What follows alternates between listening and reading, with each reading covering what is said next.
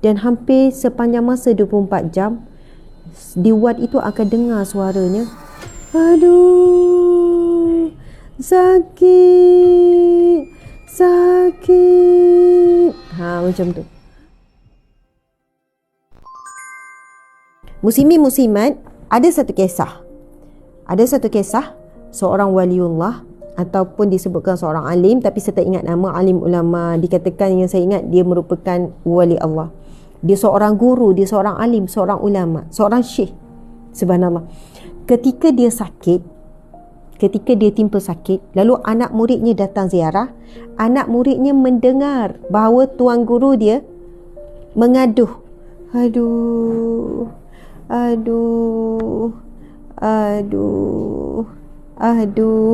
macam itulah lebih kurang bunyi guru dia mengaduhkan sakit. Lalu anak murid ni tak sedap dengar ni, kenapa tu guru pun boleh mengaduh-ngaduh ni, sakit ni, tak boleh sabar ke? Lalu anak murid pun bertanya, wahai tuan guru, wahai tuan syekh, bukankah dikatakan tidak sabar dengan ujian Allah ataupun tidak redha dengan ujian Allah, sehingga kita mengeluh ataupun mengaduh? Subhanallah. Anak murid ni bertanya. Lalu si guru ni pun menjawab, tidak dikatakan sabar, tidak dikatakan redha sebagaimana tidak mencintai ujian Allah. Tidak mencintai ujian Allah. Allahu Akbar. Saya masa baca, saya tak ingat saya baca dalam kitab mana, mendalamlah maksud. Tak silap saya dalam kitab 50 penawar 50 wasiat Nabi, saya rasa. Kena balik kitab tu dulu, baca ulang sampai habis sebab kuliah bawa kitab tu, 50 wasiat Nabi kepada wanita. Masya Allah, mendalam sangat jawapan ulama ni, orang alim ni. Kamu tidak akan dikatakan hamba Allah yang bersyukur, hamba Allah yang sabar, hamba Allah yang redha selagi mana kamu tidak mencintai ujian Allah. Subhanallah. Rupanya guru ni mengajarkan jangan aduh, yang disebut aduh tu.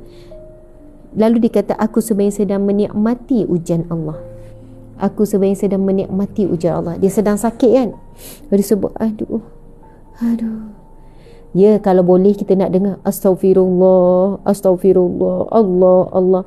Memang baik, memang betul lah sebut tu. Sebab ada orang walaupun sebut Allah dekat mulut, tapi hatinya tak ada Allah.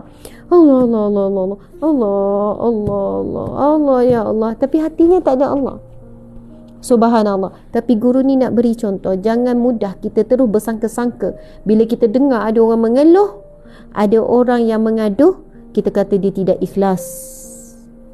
Dia buat kerja penat, lepas tu dia ngadu, aduh penatnya, penat betul hari ni ya Allah, penatnya ya Allah. Kita pun kata, apa mengeluh tu, tak ikhlas ke buat kerja, ngeluh pula. Allahu Akbar. Siapa kita untuk menilai seseorang itu tidak ikhlas? Siapa kita nak menilai seseorang itu tidak menerima ujian Allah? Saya pernah jaga mak saya dalam ward. Masa tu mak saya lama jugalah, berbulan dalam ward. Dalam ward.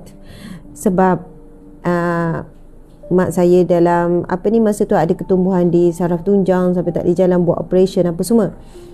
Lepas tu ada seorang wanita tua yang umur lebih kurang 60 lebih atau 70 lebih, yang mana ahli keluarga dia sentiasa berada di sekelilingnya, dan hampir sepanjang masa 24 jam di ward itu akan dengar suaranya, aduh, sakit.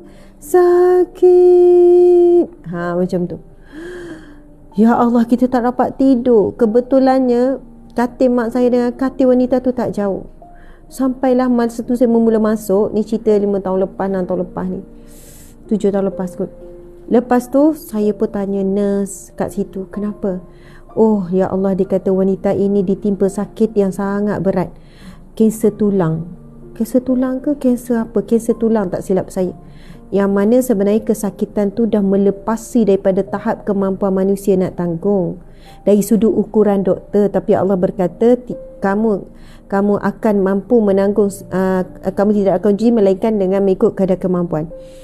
Kemudian kata sebenarnya kalau kita sentuh di setiap kulit dia, setiap anggota badan dia semua sakit. Dan kami juga sangat kagum dengan tahap kemampuan wanita ini menanggung sakit. Kita dah cuba beri dah kita dah beri dah ni. Lepas tu bila time dia nak ditukarkan baju, lagi kuat bunyi sakit ya, sakit. Subhanallah, tuan-puan sekalian. Lepas tu bila saya dapat bercakap dengan ahli keluarga, saya tengok saya dapat bercakap atau tidak dengan ahli keluarga. Rasa macam dapat bercakap. Tapi ahli keluarga ni kata ibu dia seorang yang baik, seorang yang wanita yang soleh, wanita yang baik, wanita yang sangat, sebab boleh tengok ahli keluarga, anak-anak. Lepas tu mak saya tengah sakit teruk juga ketika itu. Mak saya cakap apa? Asma, mak sampai terlupa nak doakan untuk mak. Mak duduk doakan je pada makcik tu, pada wanita tu. Sebab apa? Satu waktu bunyi sayu dengan suara dia. Subhanallah. Sebab itu belum tentu walaupun dengar macam dia mengeluh sakit, mungkin kita nak cakap, daripada sakit baik sebut Allah, Allah. Boleh jadi walaupun dia sebut, lidahnya sebut sakit, tapi hatinya itu seolahnya mengadu, ya Allah aku sedang sakit, ya Allah aku redha dengan ujian sakit, ya Allah hamba-Mu sedang mengeluh dan mengadu kepadamu sakit, ya Allah moga sakit ini menggugurkan dosa-dosa, moga sakit ini ya Allah akan menaikkan darjat, sakit. Subhanallah, sehinggalah suara itu tak kedengaran lagi dan wanita itu meninggal dunia. Sahabat-sahabat di mata Allah sekalian, kebetulannya pada malam tadi saya dengar satu ceramah daripada seorang syekh berkenaan dengan sakit. Manusia ni sekeras-keras manusia, sezalim-zalim manusia, sejahat-jahat manusia, bila dia sakit, dia lemah, ketika ini dia akan mula jadi orang yang lembut. Dia akan lembut dengan pasangannya. Tapi ada juga orang sakit sebaliknya. Sepatutnya apabila kita diuji oleh Allah, walaupun sebab itu kita sombong, kita angkuh, kita keras, kita kasar, tetapi apabila sakit kita jadi orang yang lebih lembut. Sebab ketika itu Allah telah menahan segala daya tubuh badan kita. Mungkin kalau sakit sikit belum naik, kalau sakit berat dia akan berubah. Dan subhanallah sahabat-sahabat, sebenarnya bila kita sakit berat, tak boleh nak bergerak, sakit jumpa doktor, sebenarnya kita sedang menjadi rizki kepada doktor, rizki kepada nurse, rizki kepada tempat mereka mencari rizki itu di hospital ataupun klinik. Betul atau tidak? Dalam kita sakit, sebenarnya di situ adanya rahmat Allah. Untuk kita sudah tentu, juga untuk orang yang mencari rizki. Tetapi doktor dan nurse, dia seolahnya bekerja untuk melawan rizki dia. Boleh faham tak? Bila ada orang sakit datang, sebenarnya rizki doktor lah. Okey, lagi kalau kita tengok klinik swasta, kita pun bayar. Tetapi doktor berusaha untuk bantu kita supaya sihat melalui ubat-ubat. Maka sebenarnya seolahnya doktor dan nurse ini bekerja melawan sumber rizkinya. Tetapi sebenarnya Allah tetap menjadikan, zaman Nabi lagi perlu pada tabib, perlu pada perawat dan sebagainya. Jadi perawat hari ini bukannya kepada doktor saja, tapi ada tradisionalnya, ada cara alaminya, ada cara sunnahnya. Kita gabung jalinkanlah semua. Jadi sahabat-sahabat, mendalam sangat kata-kata yang dijawab oleh Tuan Guru tadi. Kamu tidak dikatakan mencintai Allah selain bagaimana kamu tidak menikmati ujian Allah. Allahu Akbar.